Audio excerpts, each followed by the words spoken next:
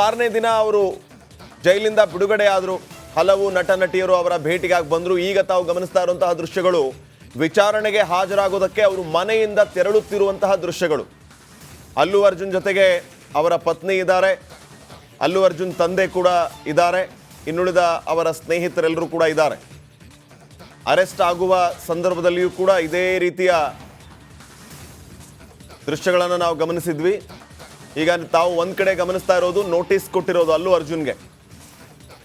ಅರ್ಜುನ್ಗೆ notice ಕೊಟ್ಟಿರುವಂತಹ ಆ ಫೋಟೋನ ತಾವು ಗಮನಿಸ್ತಾ ಇದ್ದೀರಿ. ಎಕ್ಸ್ಕ್ಲೂಸಿವ್ ಆಗಿ ರಿಪಬ್ಲಿಕ್ ಕನ್ನಡ ಸ್ಕ್ರೀನ್ ಮೇಲೆ ತಾವು ಗಮನಿಸ್ತಾ ಇರೋದು ಇದು ಚಿಕ್ಕಡಪಲ್ಲಿ ಪೊಲೀಸರು ನಟ ಅಲ್ಲು ಅರ್ಜುನ್ಗೆ ಕೊಟ್ಟಿರುವಂತಹ ನೋಟಿಸ್ನ ಪ್ರತಿ. ಮತ್ತೊಂದು ಕಡೆ ತಾವೀಗ ಗಮನಿಸ್ತಾ ಇರುವಂಥದ್ದು ಚಿಕ್ಕಡಪಲ್ಲಿ ಪೊಲೀಸ್ ಸ್ಟೇಷನ್ಗೆ ವಿಚಾರಣೆಗೆ ಹಾಜರಾಗೋದಕ್ಕಿಂತ ಪೂರ್ವದಲ್ಲಿ ಮನೆಯಿಂದ ಅವರು ಸ್ಟೇಷನ್ಗೆ ಹೋಗ್ತಾ ಇದ್ದ ದೃಶ್ಯಗಳಿದು. ಈ ಸಂದರ್ಭದಲ್ಲಿ ಅಲ್ಲು ಅರ್ಜುನ್ನ ಹೆಂಡತಿ, ಅಲ್ಲು ಅರ್ಜುನ್ ಅವರ ತಂದೆ ಅಲ್ಲಿದ್ದಾರೆ. ಅಲ್ಲು ಅರ್ಜುನ್ ಮಗಳನ್ನು ಕೂಡ ನಾವು ಕಾಣಬಹುದಾಗಿದೆ. ಅಲ್ಲು ಅರ್ಜುನ ಪೊಲೀಸ್ ಸ್ಟೇಷನ್ಗೆ ವಿಚಾರಣೆಗೆಯಿಂದ ಹೊರಟಿರುವ ದೃಶ್ಯಗಳು. ಈಗಾಗಲೇ ಅಲ್ಲು ಅರ್ಜುನ್ ಚಿಕ್ಕಡಪಲ್ಲಿ ಪೊಲೀಸ್ ಸ್ಟೇಷನ್ಗೆ ಬಂದಿದ್ದಾರೆ. ಕಾಲ್ ತುಳಿತ ಕೇಸ್ನಲ್ಲಿ ಡಿಸೆಂಬರ್ 13ನೇ ತಾರೀಕು ಅಲ್ಲು ಅರ್ಜುನ್ ಅರೆಸ್ಟ್ ಆಗಿದ್ರು. ಅರೆಸ್ಟ್ ಆದ ದಿನವೇ ಜಾಮೀನು ಪಡೆದು ರಿಲೀಸ್ ಆಗಿದ್ರು ಅಲ್ಲು ಅರ್ಜುನ್. 4 ವಾರಗಳ ಮಧ್ಯಂತರ ಜಾಮೀನಿನ ಮೇಲೆ ಆಚೆ ಇದ್ದಾರೆ ಅಲ್ಲು ಅರ್ಜುನ್. ಇದಾದ ಬಳಿಕ ಸಿಎಂ ರೇವಂತ್ ರೆಡ್ಡಿ ಮತ್ತು ಅಲ್ಲು ಅರ್ಜುನ್ ಮಧ್ಯೆ top fight ಜೋರಾಯ್ತು. Allu Arjun versus CM ಅಂತಾನೆ ಚರ್ಚೆಗಳು ಜೋರಾದವು. ಇದರ ಬೆನ್ನಲ್ಲೇ ಅಲ್ಲು ಅರ್ಜುನ್ಗೆ ನೋಟಿಸ್ ಅನ್ನ ನೀಡಿದ್ದಾರೆ ಪೊಲೀಸ್. ಆ ನೋಟಿಸ್ನ ಪ್ರಕಾರವಾಗಿ ವಿಚಾರಣೆಗೆ ಹಾಜರಾಗ್ತಾ ಇದ್ದಾರೆ ಅಲ್ಲು ಅರ್ಜುನ್. ಸಿಎಂ ರೇವಂತ್ ರೆಡ್ಡಿ ಹಾಗೇನೆ ಹೈದರಾಬಾದ್ನ ಡಿಜಿಪಿ ಜಿತೇಂದರ್ ಈಗಾಗಲೇ ಈ ಬಗ್ಗೆ ಸ್ಪಷ್ಟನೆಯನ್ನ ಕೊಟ್ಟಿದ್ರು. ಅಲ್ಲು ಅರ್ಜುನ್ ಮೇಲೆ ನಮಗೆ ವೈಯಕ್ತಿಕವಾದಂತಹ ದ್ವೇಷ ಇಲ್ಲ, ನಮಗೆ ಜನರ ಸುರಕ್ಷತೆ ಮುಖ್ಯ. ವೈಯಕ್ತಿಕ ದ್ವೇಷದಿಂದ ಈ ರೀತಿ ಮಾಡ್ತಾ ಇದ್ದೀವಿ ಅಂತ ಯಾರು ಕೂಡ ಭಾವಿಸಬಾರದು. ಕಾನೂನು ಏನು ಹೇಳುತ್ತೆ, ಕಾನೂನು ನಿಯಮ ಏನು ಅದನ್ನು ನಾವು ಪಾಲಿಸ್ತಾ ಇದ್ದೀವಿ. ನಮಗೆ ಜನರ ಸುರಕ್ಷತೆ ಮುಖ್ಯ ಹೊರತಾಗಿ ನಟ ಅಲ್ಲು ಅರ್ಜುನ್ ಮೇಲೆ ನಮಗೆ ವೈಯಕ್ತಿಕ ದ್ವೇಷ ಇಲ್ಲ ಅಂತ ಡಿಜಿಪಿ ಜಿತೇಂದರ್ ನಿನ್ನೆ ಅಷ್ಟೇ ಹೇಳಿದ್ರು. ಇನ್ನು ಮತ್ತೊಂದು ಕಡೆ ಮೊನ್ನೆ ಸೆಷನ್ನಲ್ಲಿಯೇ ಸಿಎಂ ರೇವಂತ್ ರೆಡ್ಡಿ ಮಾತಾಡುವ ಸಂದರ್ಭದಲ್ಲಿ ಕಾನೂನು ಎಲ್ಲರಿಗೂ ಕೂಡ ಒಂದೇ, ನಟ ಅಂದ ಮಾತ್ರಕ್ಕೆ ಸುಮ್ಮನೆ ಕೂರೋದಕ್ಕಾಗೋದಿಲ್ಲ, ನನಗೆ ನನ್ನ ತೆಲಂಗಾಣ ಪ್ರಜೆಗಳ ಸುರಕ್ಷತೆ ಮುಖ್ಯ ಅಂತ ರೇವಂತ್ ರೆಡ್ಡಿ ಹೇಳಿದ್ರು. ಇದು ರಾಜಕೀಯ ತಿರುವನ್ನೇ ಪಡೆದುಕೊಂಡಿತ್ತು. ಇನ್ನಷ್ಟು ಅಪ್ಡೇಟ್ಸ್ ಅನ್ನ ಕೊಡ್ತಾರೆ ಪ್ರತಿನಿಧಿ ನಟೇಶ್. ಈಗ ನೇರ ಸಂಪರ್ಕದಲ್ಲಿ ಜಾಯ್ನ್ ಆಗ್ತಾ ಇದ್ದಾರೆ. ನಟೇಶ್, ಗಮನಿಸ್ತಾ ಇದ್ದೀವಿ ರೇವಂತ್ ರೆಡ್ಡಿ ವರ್ಸಸ್ ಅಲ್ಲು ಅರ್ಜುನ್ ಅನ್ನುವಂತಹ ಪರಿಸ್ಥಿತಿ ಈಗಾಗಲೇ ನಿರ್ಮಾಣ ಆಗ್ಬಿಟ್ಟಿದೆ.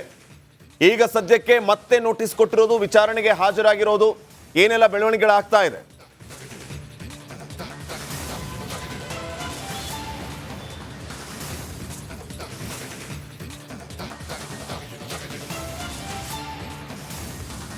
ಶ್ರೀಪಾದ್, ಖಂಡಿತ ಸಂಧ್ಯಾ ಥಿಯೇಟರ್ನಲ್ಲಿ ರೇವತಿ ಎಂಬ ಮಹಿಳೆ ಕಾಲ್ತುಳಿತ ಪ್ರಕರಣಕ್ಕೆ ಸಂಬಂಧಪಟ್ಟಂತೆ ಸಾಕಷ್ಟು ಬೆಳವಣಿಗೆಗಳು ಈಗ ಆಗ್ತಾ ಇರ್ತಕ್ಕಂಥದ್ದು. ಅಲ್ಲು ಅರ್ಜುನ್ ವರ್ಸಸ್ ರೇವಂತ್ ರೆಡ್ಡಿ ಎನ್ನುವಂಥದ್ದು. ಈಗಾಗಲೇ ನಾವು ಸಿನಿಮಾದಲ್ಲೂ ಕೂಡ ಸಿಎಂ ವರ್ಸಸ್ ಪುಷ್ಪ ಅಂತ ಇತ್ತು. ಅದೇ ರೀತಿ ಈಗ ರಿಯಲ್ ಆಗು ಕೂಡ ಅಲ್ಲು ಅರ್ಜುನ್ ವರ್ಸಸ್ ರೇವಂತ್ ರೆಡ್ಡಿ ಎನ್ನುವಂತಹ ನಿಟ್ಟಿನಲ್ಲಿ ರಾಜಕೀಯ ಬೆಳವಣಿಗೆಗಳು ಕೂಡ ಆಗ್ತಾ ಇರ್ತಕ್ಕಂಥದ್ದು. ಈಗಾಗಲೇ ಒಂದು ದಿನದ ಮಟ್ಟಿಗೆ ಜೈಲು ವಾಸವನ್ನು ಅನುಭವಿಸಿದ್ದಂತಹ ಅಲ್ಲು ಅರ್ಜುನ್ ಅವರಿಗೆ ಒಂದೇ ದಿನದಲ್ಲಿ ಅಂದರೆ ಅವರಿಗೆ ಜಾಮೀನು ಕೂಡ ಸಿಗುತ್ತೆ ಈ ಒಂದು ಪ್ರಕರಣಕ್ಕೆ ಸಂಬಂಧಪಟ್ಟಂತೆ. ಅದಾದ ನಂತರದಲ್ಲಿ ಶುರುವಾಗ್ತಕ್ಕಂಥದ್ದು ಟಾಕ್ ಫೈಟ್. ಅಂದರೆ ಅಲ್ಲು ಅರ್ಜುನ್ ಮತ್ತು ಅಲ್ಲಿನ ಸಿಎಂ ರೇವಂತ್ ರೆಡ್ಡಿ ಅವರ ನಡುವೆ ಮಾತುಕತೆ ಕೂಡ ನಡೆಯುತ್ತೆ. ಪ್ರಮುಖವಾಗಿ ಈ ಒಂದು ಪ್ರಕರಣ ಏನಿದೆ ಇದು ರಾಜಕೀಯವಾಗಿ ಸಾಕಷ್ಟು ಬೆಳವಣಿಗೆಗಳನ್ನು ಕೂಡ ಪಡೆದುಕೊಂಡಿರ್ತಕ್ಕಂಥದ್ದು. ಅಂದರೆ ಕಾಂಗ್ರೆಸ್ ವರ್ಸಸ್ BJP ಎನ್ನುವಂತಹ ನಿಟ್ಟಿನಲ್ಲಿ ಈ ಒಂದು ಪ್ರಕರಣ ಕೂಡ ಸದ್ಯಕ್ಕೆ ಇರ್ತಕ್ಕಂಥದ್ದು. ಈಗಾಗಲೇ ಅಲ್ಲು ಅರ್ಜುನ್ ಅವರಿಗೆ ಇಂದು ನೋಟಿಸನ್ನು ಇಶ್ಯೂ ಮಾಡಿರ್ತಕ್ಕಂಥದ್ದು. ಇನ್ನು 11 ಗಂಟೆಗೆ ಸರಿಯಾಗಿ ಅಂದರೆ ಈಗಾಗಲೇ ಆನ್ ದ ವೇ ಇರ್ತಕ್ಕಂಥ ಅಲ್ಲು ಅರ್ಜುನ್ ಅವರು ಠಾಣೆಗೆ ಬರಲಿರುವಂಥದ್ದು. ಪೊಲೀಸ್ ಠಾಣೆಯಲ್ಲಿ ಇವರ ವಿಚಾರಣೆ ಕೂಡ ನಡೆಯುತ್ತೆ ಎನ್ನುವಂತಹ ಮಾಹಿತಿ ಕೂಡ ಸಿಗ್ತಾ ಇರ್ತಕ್ಕಂಥದ್ದು. ಅಂದರೆ ಈಗಾಗಲೇ ಬೇಲ್ ಮೇಲೆ ಹೊರಗಡೆ ಇರ್ತಕ್ಕಂಥ ಅಲ್ಲು ಅರ್ಜುನ್ ಅವರಿಗೆ ಮತ್ತೆ ಸಂಕಷ್ಟ ಎದುರಾಗುವಂತಹ ಸಾಧ್ಯತೆಗಳು ಕೂಡ ಇರ್ತಕ್ಕಂಥದ್ದು. ಯಾಕಂದರೆ ಈಗಾಗಲೇ ರೇವತಿಯವರು ಕೂಡ ಮೃತಪಟ್ಟಿರ್ತಕ್ಕಂಥದ್ದು ಆ ಒಂದು ಕಾಲ್ ತುಳಿತದ ಪ್ರಕರಣಗಳಲ್ಲಿ. ಅದೇ ಪ್ರಕರಣಕ್ಕೆ ಸಂಬಂಧಪಟ್ಟಂತೆ ಒಂದು ಮಗು ಕೂಡ ಇರುತ್ತೆ, ಆ ಮಗು ಕೂಡ ಆಸ್ಪತ್ರೆಯಲ್ಲಿ ಇರ್ತಕ್ಕಂಥದ್ದು. ಹಾಗಾಗಿ ಒಂದಷ್ಟು ಅಂದರೆ ಈ ಒಂದು ಕಾನೂನಾತ್ಮಕ ಹೋರಾಟಗಳೇನಿದೆ ಈ ಹೋರಾಟವನ್ನು ಮತ್ತೆ ಅಲ್ಲು ಅರ್ಜುನ್ ಅವರು ಮುಂದುವರಿಸಬೇಕಾಗುತ್ತೆ. ಇದರ ಜೊತೆಗೆ ಅಂದರೆ ಈಗ ರಾಜ್ಯ ಸರ್ಕಾರ ಕೂಡ ಇದರ ಬಗ್ಗೆ ಬಹಳಷ್ಟು ಗಂಭೀರವಾಗಿ ತೆಗೆದುಕೊಂಡಿರ್ತಕ್ಕಂಥದ್ದು. ಅಂದರೆ ರಾಜಕೀಯವನ್ನು ಒತ್ತಟ್ಟಿಗಿಟ್ಟರೆ ಈ ಒಂದು ನಾಯಕ ನಟರೇನಿದ್ದಾರೆ ಇವರ ಒಂದು ಫಿಲಮ್ ರಿಲೀಸ್ ಆದಂತಹ ಸಂದರ್ಭದಲ್ಲಿರ್ಬೋದು, ಪೊಲೀಸರ ಮೊರೆ ಹೋಗಿ ಪೊಲೀಸರಿಂದ ಒಂದು ರಕ್ಷಣೆಯನ್ನು ಪಡೆಯುವಂತಹ ಕೆಲಸ ಆಗಿರಬೇಕು. ಜೊತೆಗೆ ಒಂದು ಸಿಬ್ಬಂದಿಯ ವ್ಯವಸ್ಥೆ ಹೇಗಿರಬೇಕು ಅನ್ನೋದ್ರ ಬಗ್ಗೆ ಸಂಪೂರ್ಣವಾಗಿ ಮಾಹಿತಿಯನ್ನು ಪಡೆದುಕೊಂಡು ಒಂದು ಪರ್ಮಿಷನನ್ನು ಪಡೆದುಕೊಳ್ಬೇಕಾಗುತ್ತೆ. ಇದು ಯಾವುದೇ ರೀತಿಯಾದಂಥ ಪರ್ಮಿಷನ್ನ ಅಲ್ಲು ಅರ್ಜುನ್ ಅವರು ಪಡೆದುಕೊಂಡಿಲ್ಲ. ಹಾಗಾಗಿ ಅವರ ವಿರುದ್ಧ ಒಂದು ಮೊಕದ್ದಮೆ ಹಾಕೋದಾಗಿರ್ಬೋದು ಅಥವಾ ಕ್ರಮ ಕೈಗೊಳ್ಳೋದಾಗಿರ್ಬೋದು ಅದನ್ನು ಮಾಡ್ತಾ ಇದ್ದೀವಿ ಎನ್ನುವಂತಹ ಮಾತನ್ನು ಅಲ್ಲಿನ CM ರೇವಂತ್ ರೆಡ್ಡಿ ಅವರು ಕೂಡ ಹೇಳ್ತಾ ಇರ್ತಕ್ಕಂಥದ್ದು. ಆದರೆ ಈ ಒಂದು ಹಗ್ಗಜಗ್ಗಾಟ ಏನಿದೆ ರೇವಂತ್ ರೆಡ್ಡಿ ಹಾಗೂ ಅಲ್ಲು ಅರ್ಜುನ್ ಅವರ ಹಗ್ಗಜಗ್ಗಾಟ ರಾಜಕೀಯವಾಗಿ ಕೂಡ ಸಾಕಷ್ಟು ಚರ್ಚೆ ಆಗ್ತಾ ಇರ್ತಕ್ಕಂಥದ್ದು. ರೇವಂತ್ ರೆಡ್ಡಿ ಅವರ ಹೇಳಿಕೆಗಳೇನಿದೆ ಇದು ರಾಜಕೀಯವಾಗಿ ಅನ್ನುವಂಥದ್ದು ಮೇಲ್ನೋಟಕ್ಕೆ ಗೊತ್ತಾಗ್ತಾ ಇದೆ. ಇದಕ್ಕೆ ಸಂಬಂಧಪಟ್ಟಂತೆ ಅಲ್ಲು ಅರ್ಜುನ್ ಅವರ ರಿಯಾಕ್ಷನ್ ಕೂಡ ಬಹಳ ಸೈಲೆಂಟ್ ಆಗೇ ಇರ್ತಕ್ಕಂಥದ್ದು. ಯಾಕಂದರೆ ಸದ್ಯಕ್ಕೆ ಒಂದು ಸಂಕಷ್ಟದಲ್ಲಿ ಇರ್ತಕ್ಕಂಥ ಅಲ್ಲು ಅರ್ಜುನ್ ಅವರು ಯಾವುದೇ ರೀತಿಯಾದ ಫೀಡ್ಬ್ಯಾಕ್ ಕೊಡೋದಕ್ಕೆ ರೆಡಿ ಇಲ್ಲ. ಆದರೆ ರೇವಂತ್ ರೆಡ್ಡಿ ಅವರು ಮಾತ್ರ ತನ್ನ ಜನ ಅಂದರೆ ತನ್ನ ರಾಜ್ಯದ ಸುರಕ್ಷತೆಗಾಗಿ ತನ್ನ ಜನರ ಸುರಕ್ಷತೆಗಾಗಿ ನಾವು ಯಾವುದೇ ರೀತಿಯಾದಂತಹ ಕ್ರಮವನ್ನು ಕೈಗೊಳ್ಳೋದಕ್ಕೆ ನಾವು ರೆಡಿ ಇದ್ದೇವೆ ಅನ್ನುವಂತಹ ಸ್ಪಷ್ಟ ಹೇಳಿಕೆಯನ್ನು ರೇವಂತ್ ರೆಡ್ಡಿ ಅವರು ಕೊಡ್ತಾ ಇರ್ತಕ್ಕಂಥದ್ದು.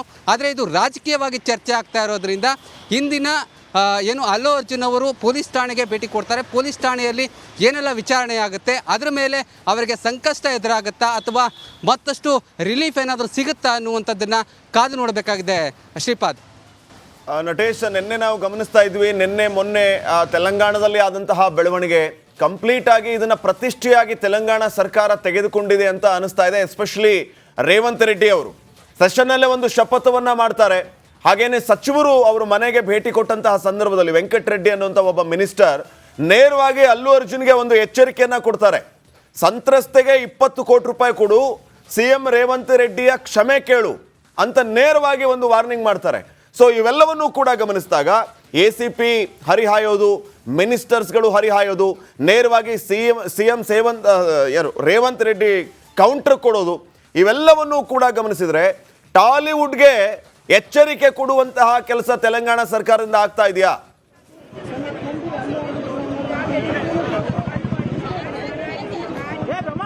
ಎಸ್, ಮತ್ತೆ ಬರ್ತೀನಿ ನಟೇಶ್, ಸಂಪರ್ಕದಲ್ಲೇ ಇರಿ ತಾವು. ಈಗ ನೇರ ದೃಶ್ಯಾವಳಿಗಳನ್ನ ತಾವು ಗಮನಿಸ್ತಾ ಇದ್ದೀರಿ. ಚಿಕ್ಕಡಪಲ್ಲಿ ಪೊಲೀಸ್ ಸ್ಟೇಷನ್ಗೆ ನಟ ಅಲ್ಲು ಅರ್ಜುನ್ ಈಗಷ್ಟೇ ಬಂದಿರುವ ದೃಶ್ಯಗಳಿದು.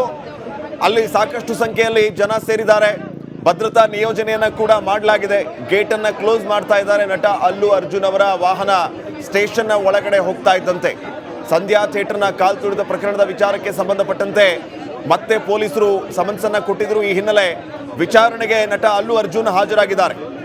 ಚಿಕ್ಕಡಪಲ್ಲಿ ಪೊಲೀಸ್ ಸ್ಟೇಷನ್ನ ಮುಂಭಾಗದ ದೃಶ್ಯಗಳು ಈಗ ತಾವು ಗಮನಿಸ್ತಾ ಇರೋದು. ನೇರ ದೃಶ್ಯಾವಳಿಗಳನ್ನ ರಿಪಬ್ಲಿಕ್ ಕನ್ನಡ ಸ್ಕ್ರೀನ್ ಮೇಲೆ ತಾವು ಗಮನಿಸ್ತಾ ಇದ್ದೀರಿ. ಪೊಲೀಸ್ ಸ್ಟೇಷನ್ಗೆ ನಟ ಅಲ್ಲು ಅರ್ಜುನ್ ಈಗಷ್ಟೇ ಆಗಮಿಸಿದ್ದಾರೆ. ವಿಚಾರಣೆ ಆರಂಭ ಆಗುತ್ತೆ ಕೆಲವೇ ಕ್ಷಣಗಳಲ್ಲಿ. ಅಲ್ಲು ಅರ್ಜುನ್ಗೆ ಮತ್ತೆ ಸಂಕಷ್ಟ ಎದುರಾಯ್ತಾ? ಪುಷ್ಪರಾಜ್ ಟ್ರಬಲ್ ಎದುರಾಯ್ತಾ ಅನ್ನುವಂತಹ ಪ್ರಶ್ನೆ ಈಗಾಗಲೇ ರಿಯಲ್ ಅಲ್ಲಿಯೂ ಕೂಡ ಇದೇ ರೀತಿಯ ಸೀನ್ಗಳು ಕ್ರಿಯೇಟ್ ಆಗ್ತಾ ಇದೆ. ಚಿಕ್ಕಡಪಲ್ಲಿ ಪೊಲೀಸ್ ಸ್ಟೇಷನ್ನಲ್ಲಿ ಸದ್ಯಕ್ಕೆ ನಟ ಅಲ್ಲು ಅರ್ಜುನ್, ಕೆಲವೇ ಕ್ಷಣಗಳಲ್ಲಿ ವಿಚಾರಣೆ ಆರಂಭ ಆಗುತ್ತೆ. ಸ್ಟೇಷನ್ನ ಮುಂಭಾಗದ ನೇರ ದೃಶ್ಯಾವಳಿಗಳನ್ನು ತಾವು ಗಮನಿಸ್ತಾ ಇದ್ದೀರಿ. ಹೆಚ್ಚಿನ ಪೊಲೀಸರ ನಿಯೋಜನೆಯನ್ನ ಮಾಡಲಾಗಿದೆ. ಒಬ್ಬೊಬ್ಬರೇ ಪೊಲೀಸ್ ಅಧಿಕಾರಿಗಳು ಕೂಡ ಈಗಾಗಲೇ ಚಿಕ್ಕಡಪಲ್ಲಿ ಪೊಲೀಸ್ ಸ್ಟೇಷನ್ಗೆ ಬರ್ತಾ ಇರುವಂತಹ ದೃಶ್ಯಗಳನ್ನು ಕೂಡ ತಾವು ಗಮನಿಸ್ತಾ ಇದ್ದೀರಿ. ಹಾಗೇನೆ ನಟ ಅಲ್ಲು ಅರ್ಜುನ್ ಈಗಷ್ಟೇ ನೋಡಿ ತಾವು ಗಮನಿಸ್ತಾ ಇರೋ ದೃಶ್ಯಗಳು ಇದು.